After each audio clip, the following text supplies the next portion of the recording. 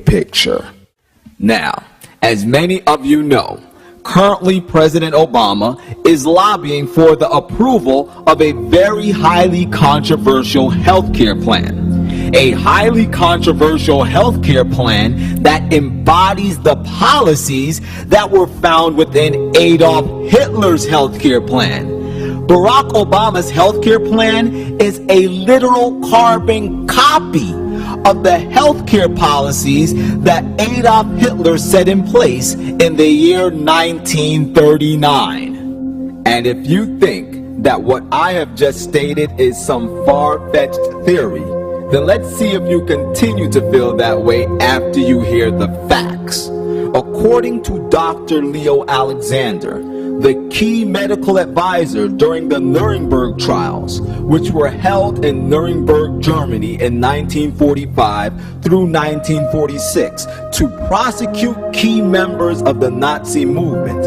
In his article in the New England Journal of Medicine, which was published in July 14, 1949, and entitled Medical Science Under Dictatorship, Dr. Alexander stated that in mathematics in the service of national political education, which was a textbook that was widely used for high school mathematics in Nazi Germany, that this textbook included problems stating how the cost of taking care of the crippled, the criminal, and the insane took money away from social programs of housing and family allowances.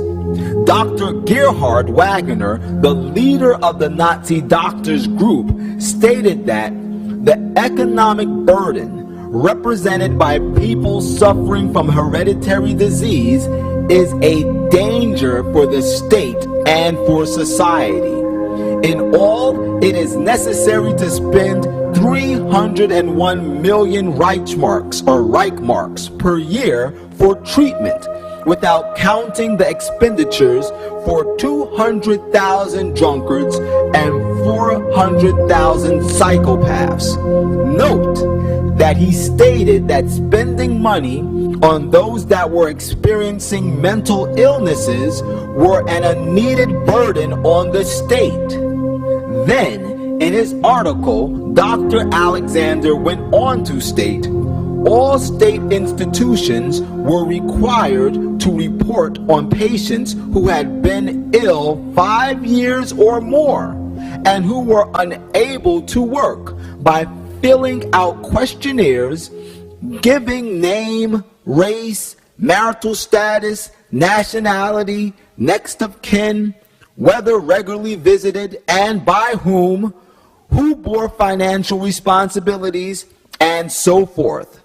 The decision regarding which patient should be killed was made entirely on the basis of this brief information by expert consultants, most of whom were professors of psychiatry in key universities. Once again, note that all state institutions in Nazi Germany were required to report on patients that had been ill 5 years or more. And based on the basic information in that report, it was determined if the ill person should be killed. Those were some of the policies connected to Hitler's healthcare in Nazi Germany. Now, the million-dollar question is, does Obama's healthcare plan mirror that sick system? Unfortunately, according to Dr. Betsy McCoy, former Lieutenant Governor of New York, adjunct senior fellow at the Hudson Institute, founder and chairman of the Committee to Reduce Infection Deaths, and most importantly, she is a person that has read the entire House healthcare bill. Obama's healthcare plan not only looks like Hitler's, but it stinks like it too. Listen to this audio from a shocking radio interview with Dr. Betsy McCoy. Well, first of all, this bill is half paid for with a $500 billion cut in health care benefits and services for seniors. So they're bearing half the brunt of this bill themselves. And this is not a matter of eliminating waste or fraud in the system, because the Congressional Budget Office has already said only 1% of those cuts will eliminate fraud and waste and abuse. That means they're really cutting patient care.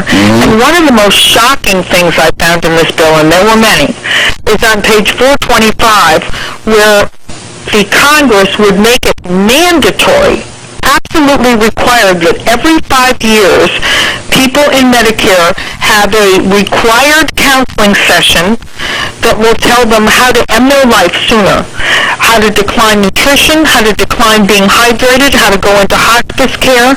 And by the way, the bill expressly says that if you get sick somewhere in that 5-year period, if you get a cancer diagnosis, for example, you have to go through that session again, all to do what's in society's best interest or your family's best interest, and cut your life short. These are such sacred issues of life and death. Government should have nothing to do with this.